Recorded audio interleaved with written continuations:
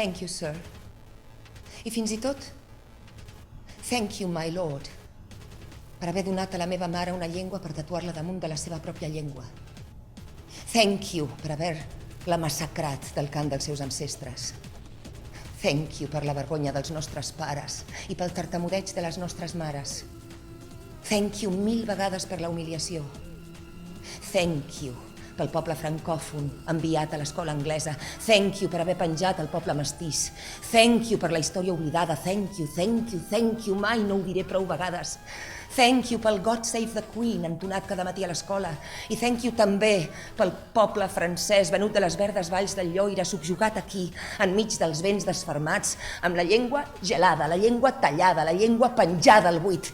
I thank you, sobretot, per haver convençut a ma mare que el cel perdria el blau del seu vestit de mariner si ella pronunciava en francès, en aquell francès trontollant pel vent de l'oest, paraules d'amor a la seva filla.